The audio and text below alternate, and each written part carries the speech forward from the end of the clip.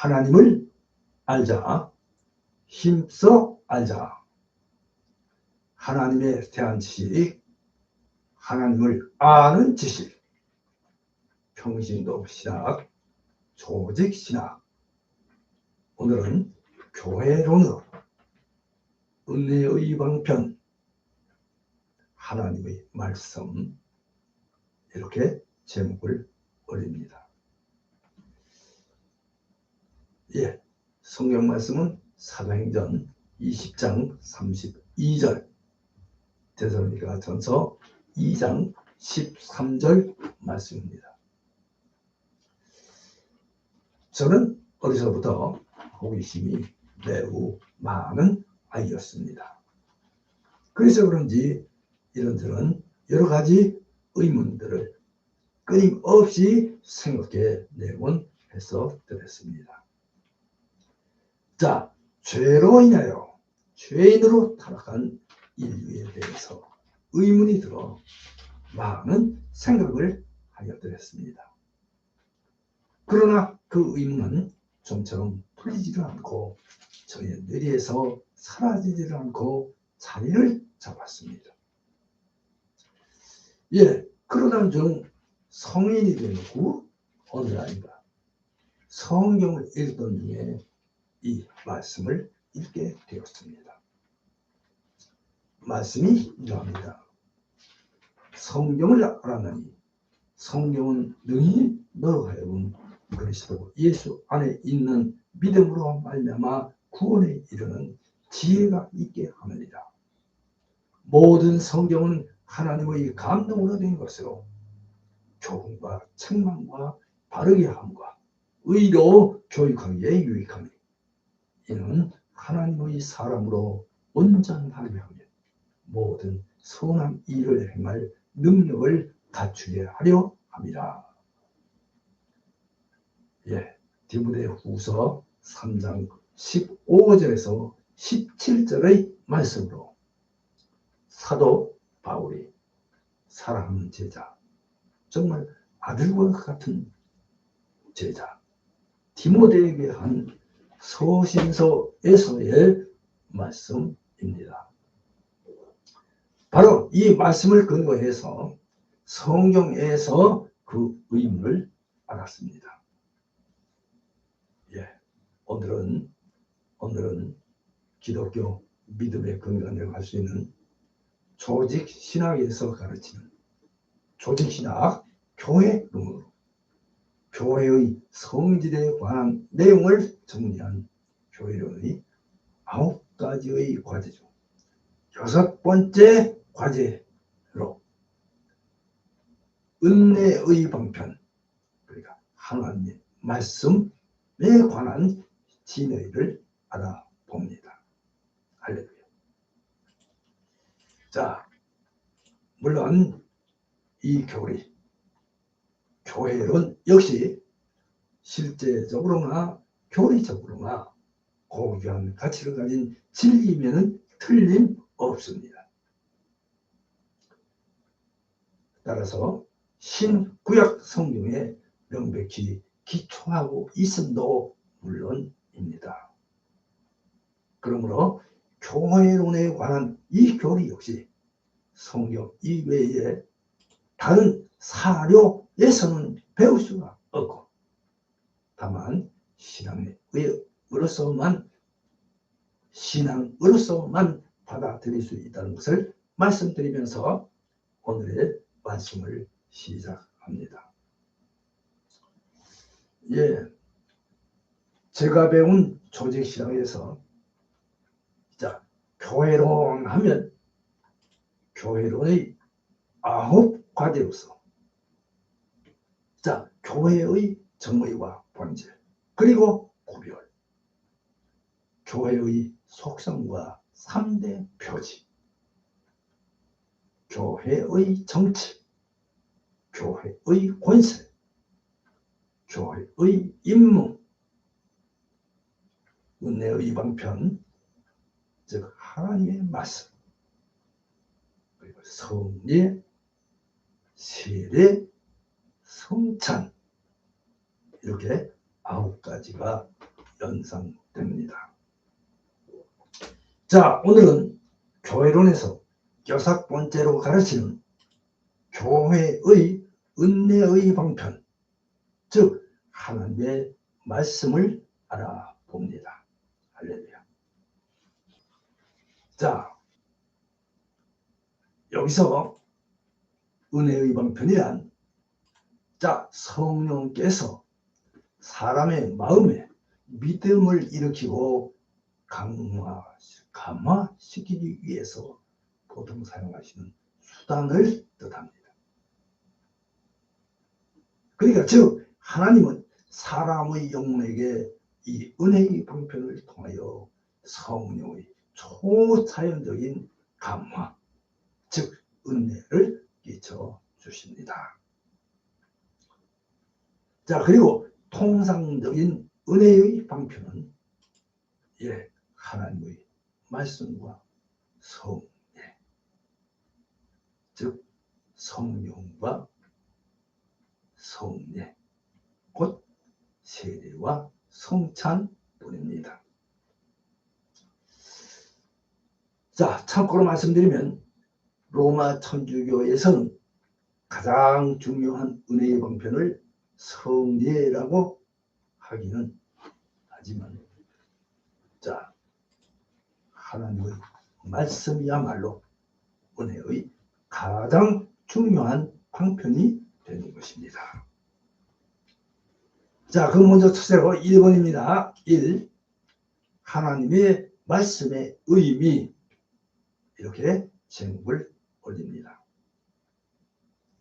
자, 은혜의 방편이란 이 말은 보다 넓은 의미로 사용될 수 있지만, 자, 오늘 여기서는 교회가 사용하기로 한 방편의 표명이란 뜻으로 사용됩니다.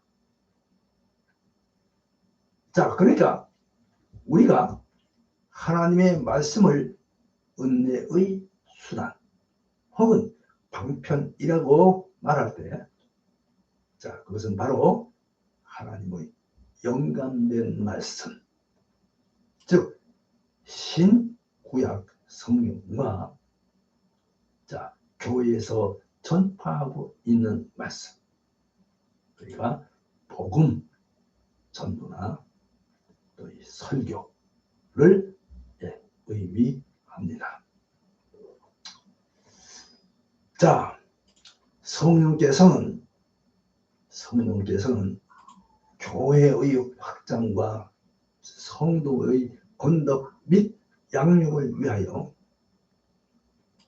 성경 말씀을 그 은혜의 수단으로 사용하십니다. 자, 그리고 또한 하나님은 복음의 말씀을 만민 구원의 방편으로 삼으십니다. 할렐루야. 그러므로 말씀의 전파는, 자, 가장 중요한 은혜의 방편입니다. 할렐루야. 자, 그 다음에 두 번째입니다. 이 하나님의 말씀과 성령과의 관계, 이렇게 제목을 올립니다. 자, 여기서 우리가 말씀이라고 말할 때 우리는, 자, 인격적인 말씀, 즉 삼위 중 제2위신 예수님이나 또 능력 있는 창조의 말씀, 자, 시편 33편 6절의 말씀을 말하는 것이 아니라, 자, 성경에 포함되어 있고 교회에 전해진 하나님의 말씀을 특히 언급하는 것입니다. 할렐루야. 자, 이에 대해서 베드로전서 1장 25절 참조하시기 바랍니다. 그것은 그야말로 하나님의 은혜의 말씀이므로 은혜의 가장 중요한 방편입니다. 것입니다. 자, 그리고 한편 강조할 점은 전파되는 말씀인데, 자, 이것은 다른 방법으로 인간에게 전해지는 것이니, 즉 가정에서 또 학교에서의 대화나 종교적 또는 문학의 방편으로 소개될 수 있는 것들입니다. 자, 근데 하나님의 말씀만으로는 사실상 하나님의 말씀만으로는 사실상 신앙과 회심을 일으키기에는 충분치 못합니다. 그리고 또한 성령은 보통 말씀 없이 역사하지 않으십니다.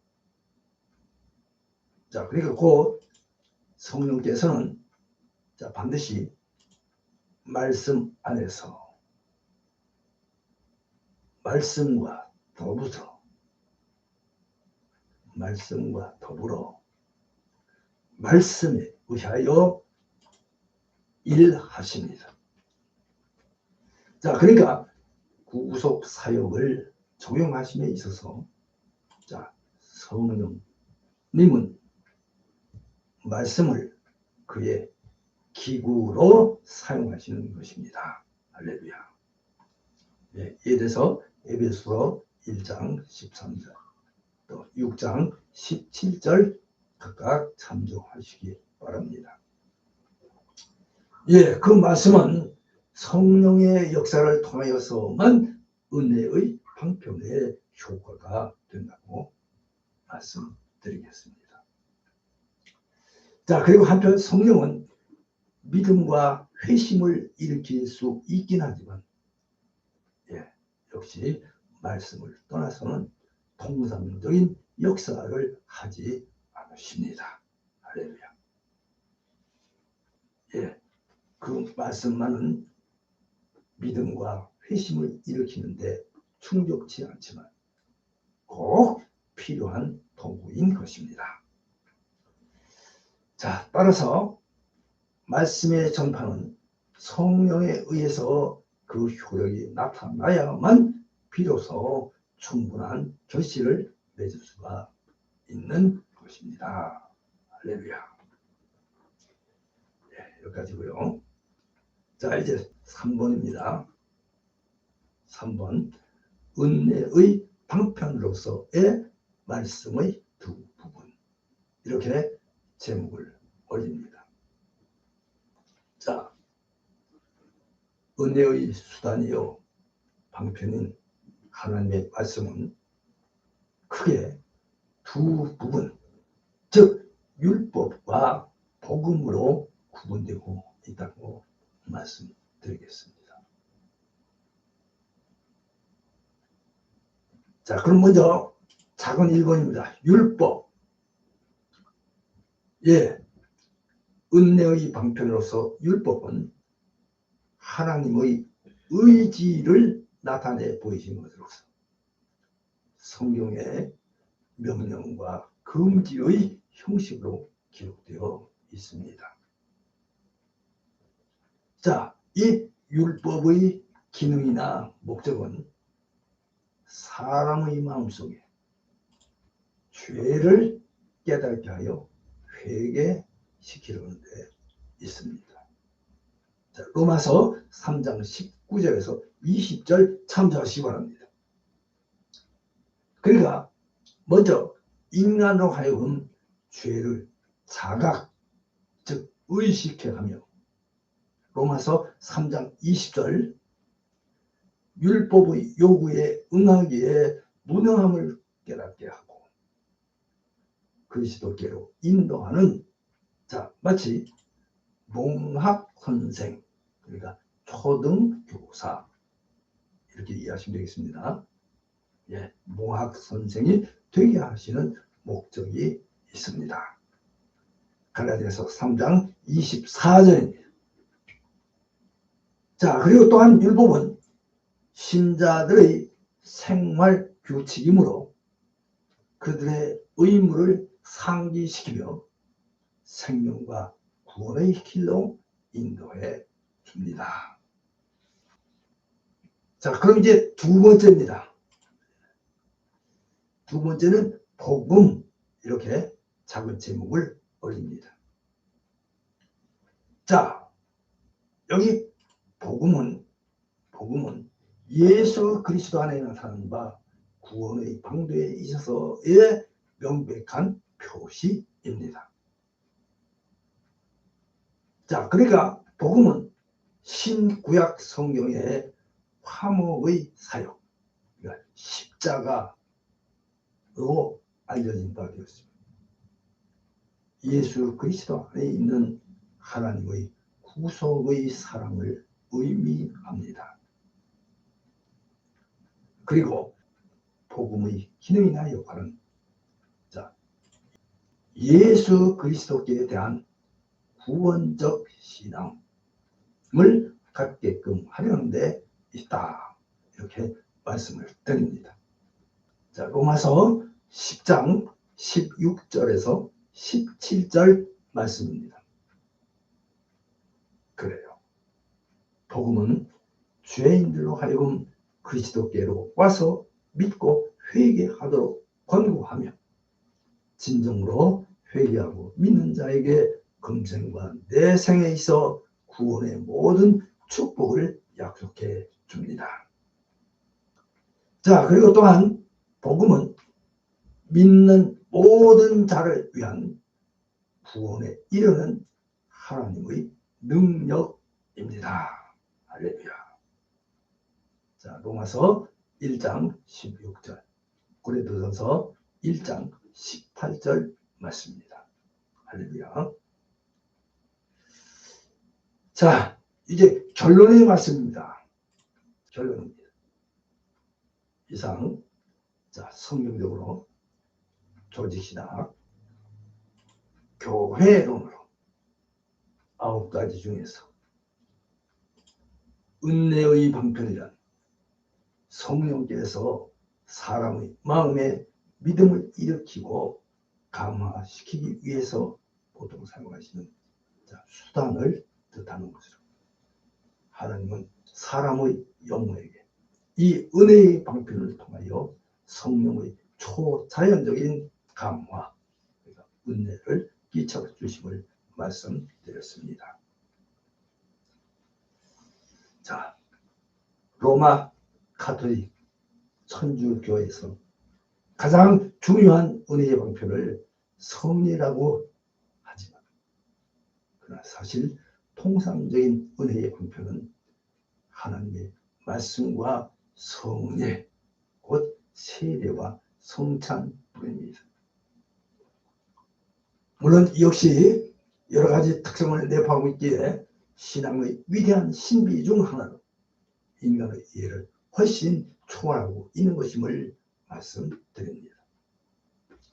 물론 이와 같은 교리는 성경 이외의 그 어떤 다른 사료에서는 배울 수가 없고 오직 신앙의 의성만 받아들일 수 있다고 하겠습니다.